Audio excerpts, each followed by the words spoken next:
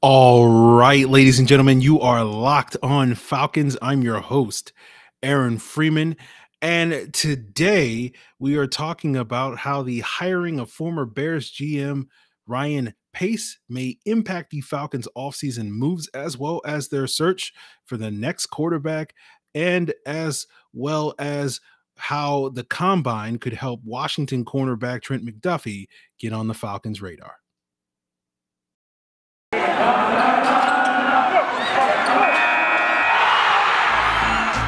You are Locked On Falcons, your daily Atlanta Falcons podcast. Part of the Locked On Podcast Network, your team every day.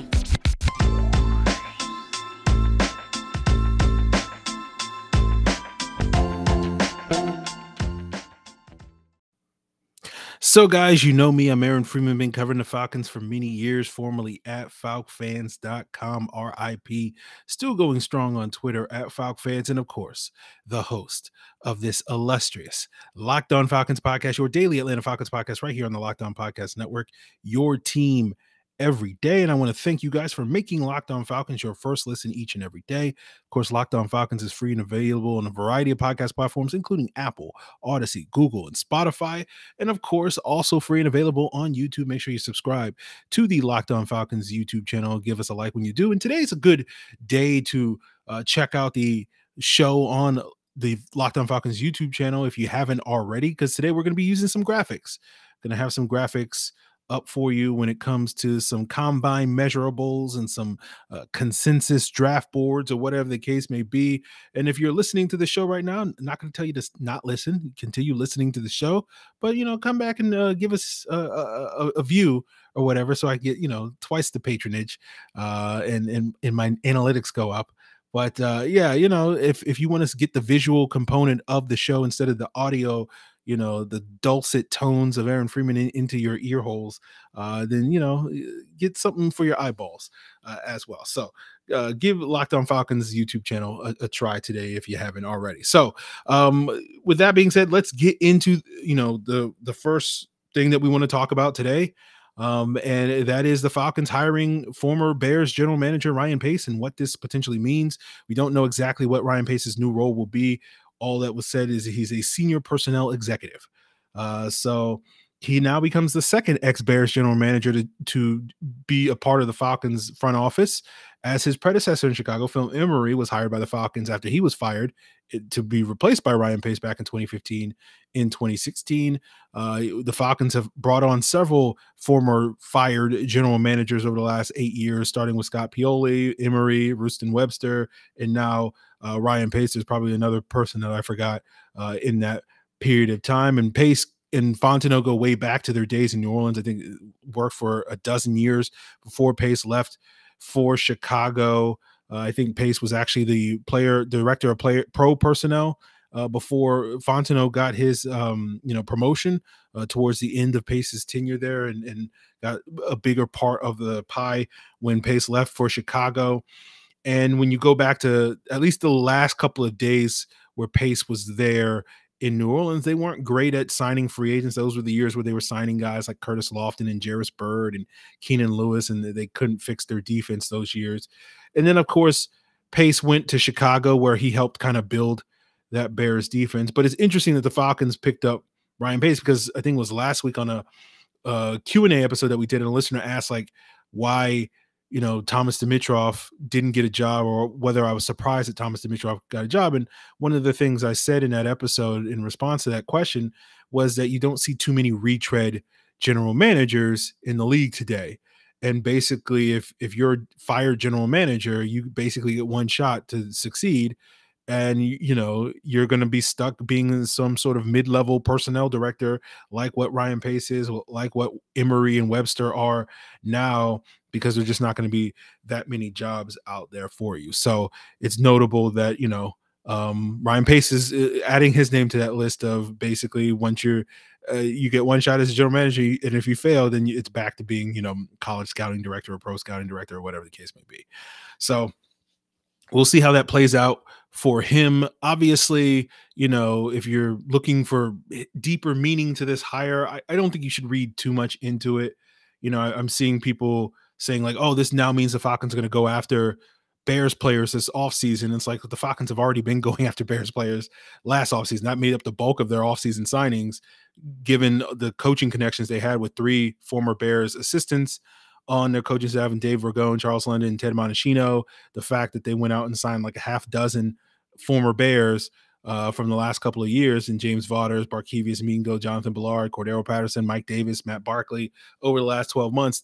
To me, it doesn't really change that. It doesn't increase the odds that they're going to go after more Bears players. Now, as someone who's been advocating for the Falcons to sign James Daniels for like 3+ months, I'm not going to complain if that now means that the Falcons are definitely going to get James Daniels. But I wouldn't sit here and say that the odds have gone up that they're going to sign James Daniels or Allen Robinson or Akeem Hicks or Eddie Jackson or whoever the Bear is that you're coveting currently this offseason or whatever the case may be. But obviously, you guys know, I hope that it increases the odds that they sign James Daniels. Now, when we talk about why Pace got fired in Chicago, he was the former executive of the year in 2018, but there was a run when that Sporting News executive of the year, and Pace is included in this run, where if you got that title, that award, then you would be fired within 3 years. Thomas Dimitroff is a 2-time executive of the year. Scott Pioli is a 2-time executive of the year. So it's an award that, guys, that it doesn't look great in hindsight in history for some of these guys. So I wouldn't read too much into that. If you see anybody saying like, oh, he's a former executive of the year, that means he's great. Like, oh, okay. But I think the one positive that you can say about Ryan Pace's time in Chicago is that you can give him some of the credit.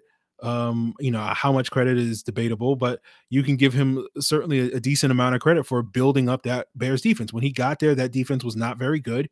And alongside Vic Fangio, and I think Fangio probably will get the bulk of the credit from most people, but they were able to build up that defense to be the top unit in the league in 2018, and that was a big reason why Matt Nagy came in and had the immediate success he had, and they were 12-4 that year. They were the 3 seed. They obviously choked in the postseason, but then Fangio left for Denver, and the defense remained good. It wasn't great, nearly as good as it was that year in 2018, but it was still a solid top 10, top above average defense for remainder of the year, and of Pace's tenure, Nagy's tenure there.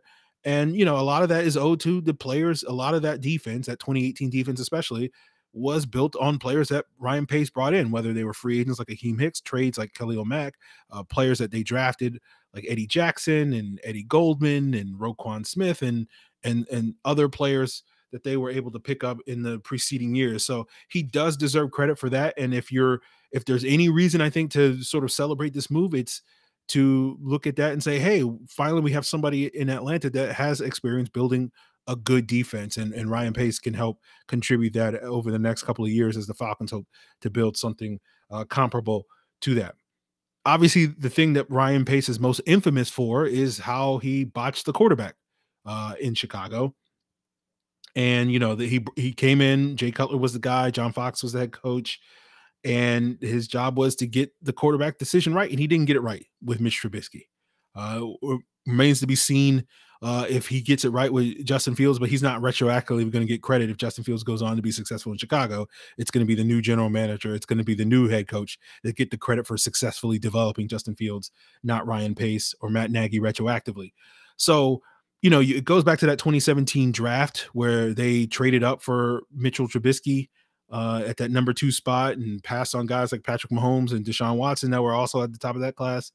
And what notable came out, several years later is how sort of unilaterally Ryan Pace made the decision to draft Mitch Trubisky and sort of didn't tell the coaching staff and didn't let the coaching staff in on that decision-making, and basically all the due diligence that they did on Deshaun Watson was basically a smokescreen. They didn't even really meet with Deshaun Watson at all during that pre-draft process. They did meet with Mahomes, but it was very clear that, apparently like 6 weeks before the draft, Ryan Pace made the decision internally to himself and maybe, a handful of close, inner circle people that Mitchell Trubisky was going to be the pick. It didn't tell the coaching staff, and apparently John Fox wanted Deshaun Watson. It was a whole mess is basically what it was. And so, the knock on that was sort of the lack of communication, the lack of due diligence, the lack of a poor process to that whole situation. And that ultimately led to, the downfall of multiple people there in Chicago. And, it's not just that pick that he got wrong. He's infamous for signing Mike Glennon to a whole bunch of money that same offseason before they drafted Mitch Trubisky. He also did the similar thing this past offseason with Andy Dalton before they drafted Justin Fields. So, the whole quarterback situation was a disaster in Chicago. And that's going to be the thing that, Ryan Pace is most known for getting that wrong. And you wonder, when you look at the parallels between the Falcons in the future, where they're going to be in a position where they're going to have to figure out their own succession plan for Matt Ryan. And we constantly speculate on when that time table will be. Is it this year, next year, the year after, whatever? But the Falcons are going to start having to do that process. And hopefully, you can sit here and say, okay, Ryan Pace may have learned from his mistakes, and he'll be more diligent this time. He'll, be more thorough and not just pay lip sync service to, some of these quarterbacks or whatever the case may be. He'll stress open communication, because that was a failure that he had with the coaching staff in Chicago, who had no clue who the Bears were going to take, and that they wanted to take Mitch Trubisky at the top of that 2017 draft, going into that draft cycle. And, he'll learn from all the things that he did wrong last time, and he'll do it right this time, or help the Falcons do it right this time. But then again, he's a cog in a machine. He's not the guy that's going to be the decision maker when it comes down to that process. That's going to be Terry Fine. That's going to be Arthur Smith. So, rest assured, don't lose any sleep over the fact that, Ryan Pace is here in Atlanta, because he's not the guy that hopefully will be making any of those major decisions. So, long story short, I wouldn't necessarily celebrate this move as like, hey, the Falcons got better today. I wouldn't sit here and also say that the Falcons got worse today. It's just kind of okay, well, more heads are better than none, I guess. But Ryan Pace isn't the first person I would turn to based off of his record in Chicago to be like, yeah, that guy's going to help Atlanta moving forward. So it's just kind of like, whatever, shrug my shoulders or whatever the case may be. And so, I think the concern you have to have, and again, not to put this all at Ryan Pace's feet, but you do wonder a little bit, given how important this quarterback conversation and question is going to be at some point in the future. Again, we can debate endlessly what that timetable is, but you just don't have that many people in the building that have gotten this decision right? Terry Fontenot never had to deal with that in New Orleans with Drew Brees there the entire time. Arthur Smith has never had to draft and develop a young quarterback, and the one quarterback that he was around in Tennessee did not succeed in Marcus Mariota. And you can also throw Jake Locker, because he was there for the Jake Locker years as well. And now you have Ryan Pace. And so, some of these decision makers here in Atlanta have never done this right, in terms of, finding and developing a good young quarterback. So you do wonder if they have it in them, but many of them have never really had that opportunity. Maybe you can give Dwayne Jones credit for Lamar Jackson in Baltimore, because I think was his area of the country to scout, or whatever the case may be. But we all know that we give Ozzie all the credit for all the good things with Baltimore, and none of the blame for any of the bad things that Baltimore has done over the years. So we'll see what the Falcons do. Again, I'm not trying to paint this portrait that the Falcons are destined to screw up the quarterback position in that situation moving forward. Again, don't have to be melodramatic about it, but I think it is fair to be concerned whether or not we should be, fully trusting of the people in power right now that they're going to get it right in the long term. Certainly a fair question to ask based off of their body of work. But obviously, we'll cross that bridge when we get to it. And the rest of today's episode will be sort of piggybacking on the convo that we had yesterday, talking about which players need to shine at next week's combine. And we'll talk specifically about the cornerbacks and focus quite a bit of today's conversation on Washington cornerback Trent McDuffie, who's flying under the radar compared to some of these other top corners, but could certainly be in the mix for the Falcons pick at 8. And we'll get into that as we continue today's Locked On Falcons podcast, guys. But before we get there, I do want to plug what your second listen should be after you make Locked On Falcons your first listen. Why not make the Locked On Hawks podcast your second listen, where host Brad Rowland is giving you the lowdown on all things Atlanta Hawks. You can find, of course, Locked On Hawks on all the same podcast platforms that you can find Locked On Falcons. So, while you're checking out Locked On Hawks, the reason why you know that is because football season is over, basketball season is in full swing, and whether you're into pro or college hoops, there's no place better than betonline.net for your sports betting needs. Whether you're looking for the odds, totals, player props, or more. You can find that at betonline.net. And if you still haven't given up on football, of course, you got futures bets there for who's going to be next year's Super Bowl winner. I'm sure they have, the early lines on who's going to be the first coach fired and whatnot. Betonline.net has it all. And whether it's football, basketball, you can also bet on hockey, boxing, UFC, Olympics, and also play your favorite Vegas casino games. So head to the website or use your mobile device today to head on over to betonline.net to learn more about the trends in the action. BetOnline, where the game starts. So yesterday, I posted on Twitter a consensus big board looking at 5 different sort of big draft boards.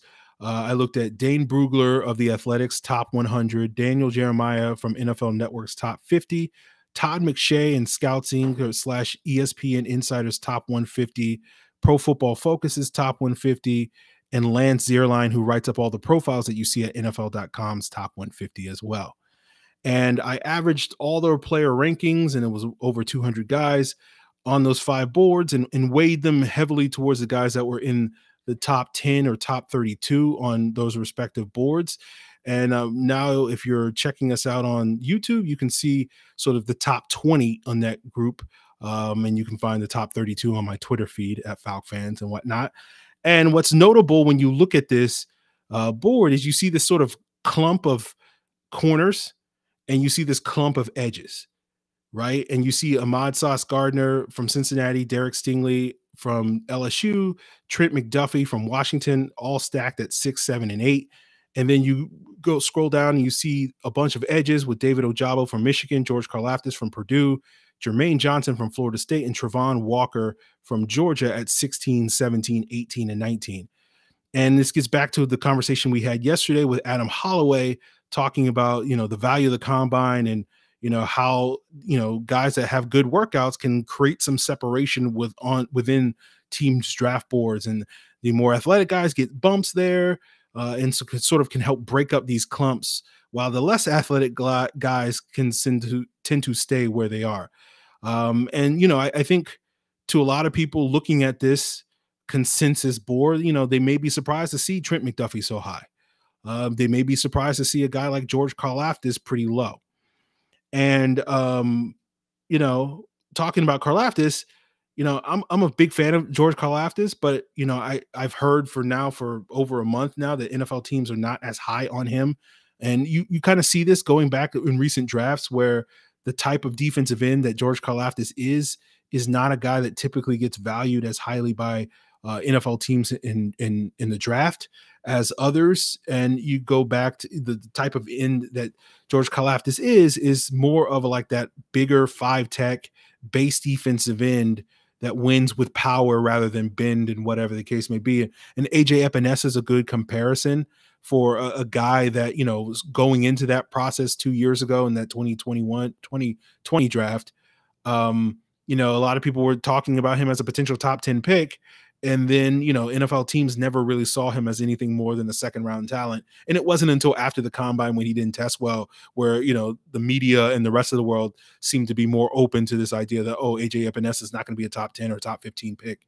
Because you guys recall, like, he was a guy that Falcon fans spent a lot of time in January and February that year talking about as a potential pick for the Falcons at 16. So, it wouldn't shock me at all if George Karlaftis is like the 6th edge taken in this draft and may not be in the top 15 as opposed to 2 months ago where he was being mocked in the top 10, and he may go in the 20s. I don't think he's going to fall to the 2nd round like AJ Epinesa did, but a guy that may not be, mocked as high as people initially thought going back a couple of months. And, as for Trent McDuffie, he's a guy I've been singing the virtues on this podcast for the last couple of weeks. I've stated before that based off of what Dean Pease's defense looked like last year, he probably is the best fit of all these cornerbacks at the top of this draft. And, in a nutshell, I think his game is most reminiscent of AJ Terrell's game when he was coming out of Clemson, to just get sort of a summary of what he is.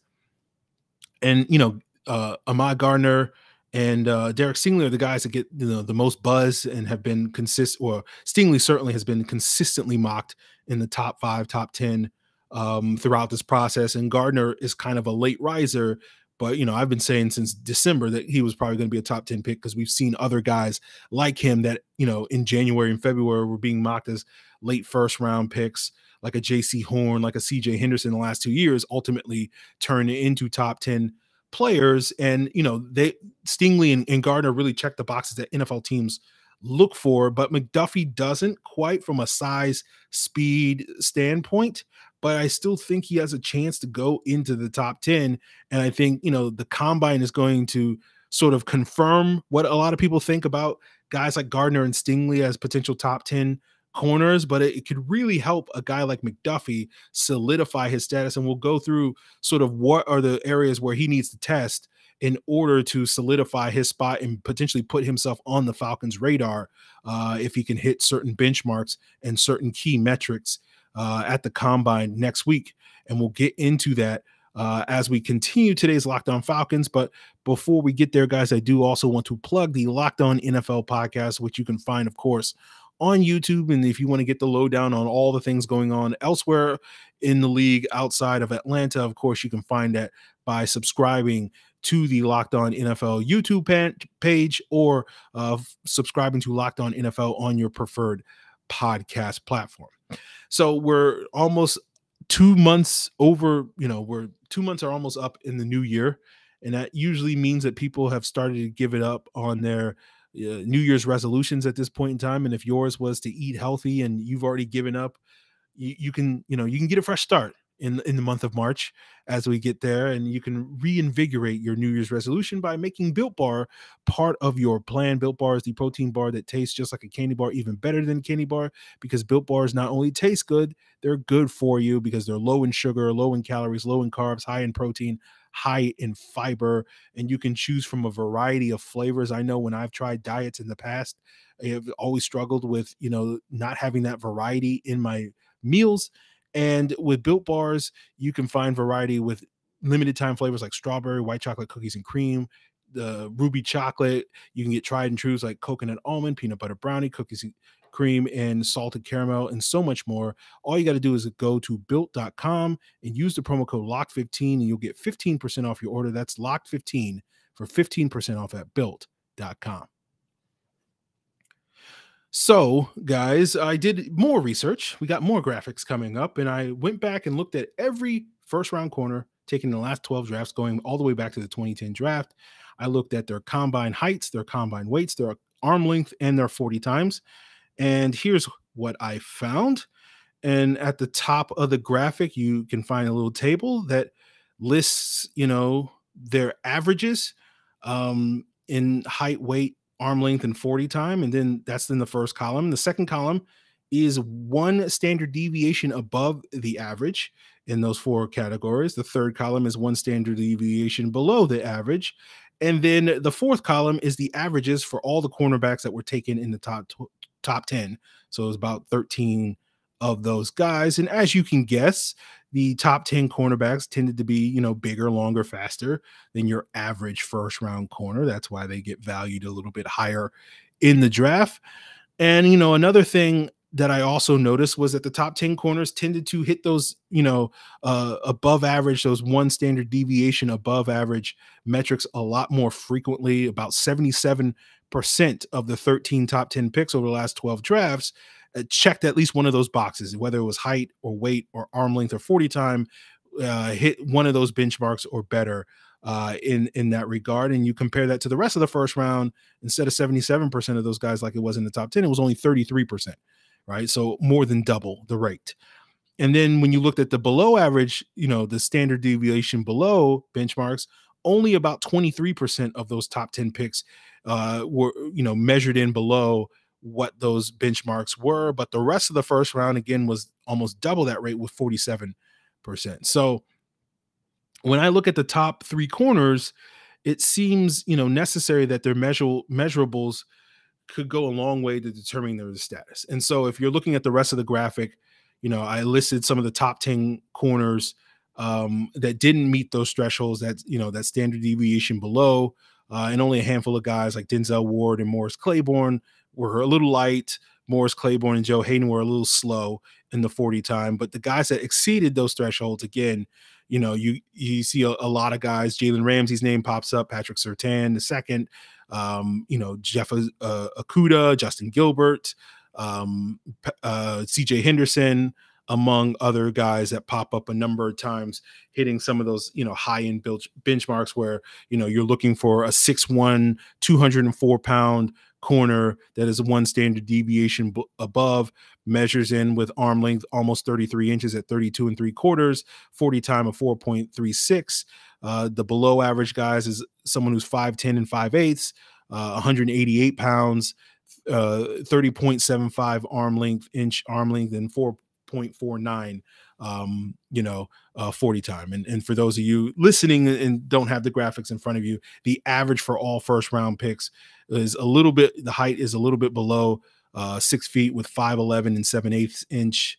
The weight is 196. The arm length is 31 and 3/4 inch arms, and the 40 time is 4.42 seconds. So when we look at that, I look at these top three corners with, Ahmad Gardner, Derek Stingley, and Trent McDuffie. And I see guys that will, at least Gardner and the Stingley will probably hit the benchmarks that you're looking for with a top 10 cornerback, which is, being 6'1" or above. That's what they're listed at. We'll see what they actually measure in. But McDuffie's listed at 5'11", and so he's potentially on that precipice. If that number is inflated, he could be on that precipice of a below average guy. Now, you look at guys, being 5'10", 5'8", being below average. You look at guys that were top 10 picks like Joe Hayden and Denzel Ward, they barely crossed that threshold by like an eighth of an inch here or there. And so, I don't think height is going to hurt McDuffie too much, but certainly, if he measures in above a 5'11", will certainly help his regard. And the thing that Hayden and Ward both had, even though they weren't the tallest guys in the world, they did have impressive arm lengths.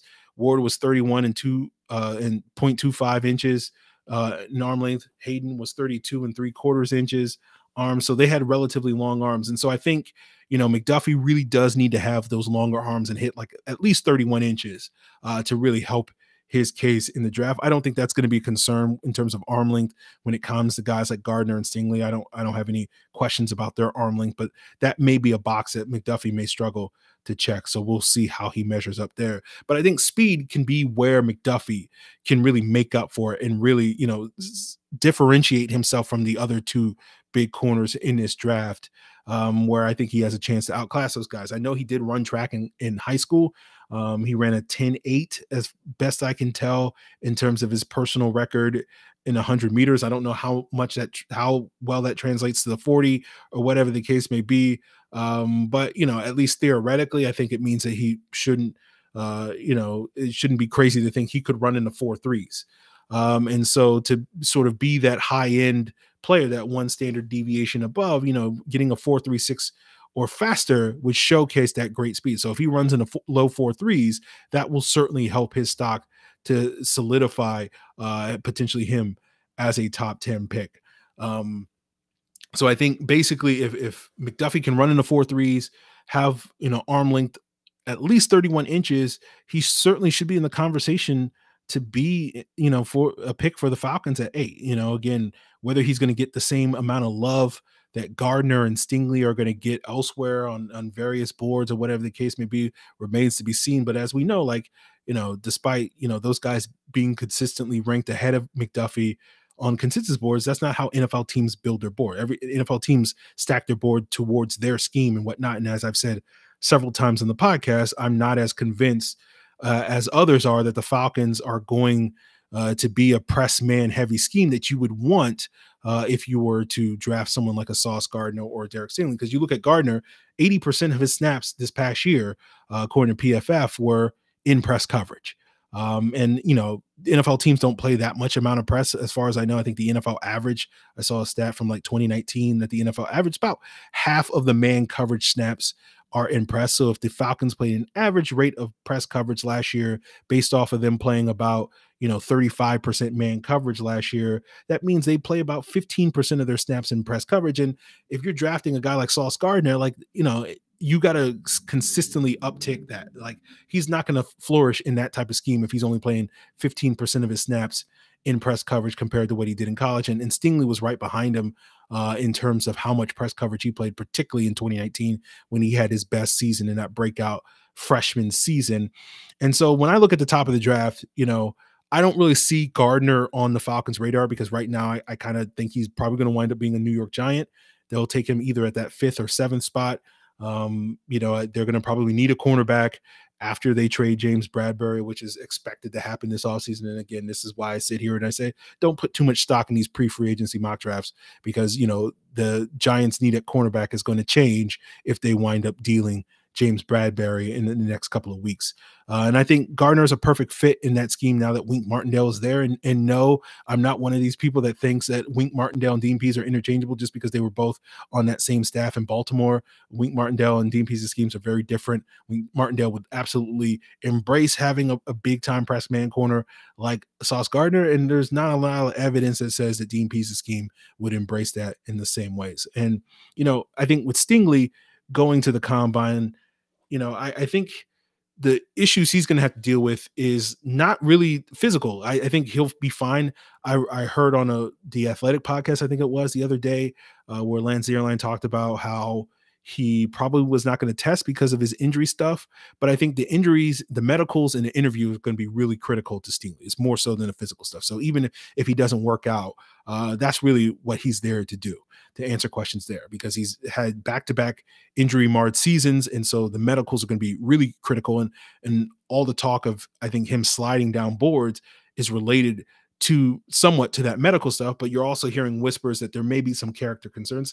And that's not something I like to propagate, because I don't know the guy. And there's been plenty of players that have been rumored and whispered about, oh, this guy's a character guy, this guy's a bad character guy, and then go on to have success, a lot in the NFL. And there's been some LSU guys. Honey Badger comes to mind as a guy that was, knocked for his character and has been a non-issue in the pros and been a consummate pro in the league. And, I think some of this is owed to the LSU program. And before people, come for me in the comments, I do think there is a history of LSU. Let's just say, like, not to say anybody's bad or anything like that, but let's just say, their program's a little looser than some of the other more tightly run ships in the SEC.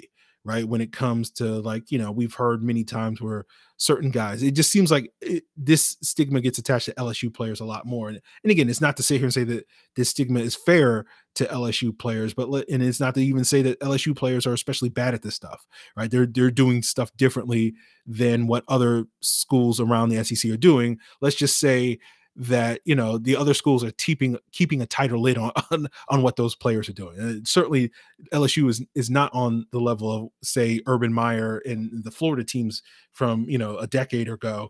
But it's one of those things where, like, it just seems like this constantly comes out about LSU guys. And I think, that's something to keep an eye on. So I'm not trying to perpetuate anything about Derek Stingley and say he's a bad character guy. But when you hear these whispers, at least this early in the process, it's usually not smoke, right? In the sense of, like, what you hear in April, where it's like, oh, this is someone putting this out there to get a guy to fall. If you're hearing this in February, it's, again, not saying that it's legit, but, like, it's legit in the sense that NFL teams are concerned about it, right? And whether it's actually going to be legit in the sense of it having an impact on his NFL career, I have no idea, and I would not assume to make anything. But when you hear some of these whispers, you do wonder about it, particularly at this point in time in the calendar year, and it certainly could have an impact on his draft status. So again, I think with Derek Stingley, it's going to be interesting to see what the interview and the medicals say about his draft status. Currently, right now, I'm projecting him to go 12 to the Minnesota Vikings, given that he would also be a great fit in that scheme, because they're bringing that Fangio style defense to their scheme, and getting bigger press man corners that are longer, stronger, and whatnot makes a ton of sense. And, I still think the Falcons and McDuffie are the perfect marriage. I think he's the guy to keep an eye on. So if he hits certain metrics or whatever the case may be, I think he'll certainly be on the Falcons' radar. And this goes back to something you've heard me talking about now for weeks, which is that, this draft is going to be a draft where guys might be picked in the top 10 that typically won't be top 10 picks. And McDuffie may check that box. McDuffie in a normal draft, because he doesn't have the typical top 10 cornerback measurables, being that sort of 6'1", 200 plus pound guy with like 33-inch arms. That's the typical sort of classic, top 10 cornerback. But this year's draft class may allow guys that, in another draft, McDuffie may have gone 14, he may have gone 16, or whatever the case may be in a previous draft. But as I will continue to say, just because he's valued a little bit, more this year than in previous years, doesn't necessarily mean that he's going to be a bad player. Again, we go back to AJ Terrell, like, Jeff Okudah checked every box. He's the highest drafted corner we've had in the last 12 years at that number 3 overall spot. And he's been a lackluster NFL player. All right. It's CJ Henderson from that same draft class, wasn't necessarily the plus guy, but certainly was an above average corner from a measurable standpoint compared to most. And he hasn't necessarily had success in the NFL and already been traded from the Jacksonville Jaguars. And then, AJ Terrell, sort of, again, another guy that had some plus traits, but certainly wasn't necessarily the classic top 10 corner, is right now the best corner from that draft class and one of the best corners in the league. So again, ultimately at the end of the day, it doesn't really matter what your stock is. It's a matter what type of player you are. And if Trent McDuffie turns out to be AJ Terrell 2.0, no one's going to care that the Falcons, quote unquote, reached on him at pick 8 when he normally would have been the 14th overall pick in a draft. So that's where we'll leave it, guys. We'll talk probably a little bit more about some of these edge guys and maybe do a little bit more research on sort of what NFL teams from a measurable standpoint may be looking for to get some of these guys in the top 10. So I'll do some of that research over the weekend to see if we can glean a little bit more stuff on these edge guys and see what they may hit in the combine. And we'll have more content, combine related, draft related, and free agency related as we continue Locked On Falcons next week and get you guys geared up for the combine and then free agency shortly thereafter. So guys, I appreciate you for tuning in for another week of Locked On Falcons. I hope you have a great weekend. If you want to provide your feedback on anything I discussed on today's episode, anything you want me to discuss on future episodes, or anything I've discussed on past episodes, of course, you can hit me up on Twitter or Facebook at Locked On Falcons. You can leave an email at lockedonfalcons@mail.com. And of course, you can leave a comment as well here on the Locked On Falcons YouTube channel. So guys, I appreciate you for tuning in to another episode. Make sure if you want to get more coverage of the upcoming combine, of course, check out the Locked On NFL Draft podcast, free and available on all the same podcast platforms you can find Locked On Falcons, including on YouTube. So guys, appreciate it. Till then.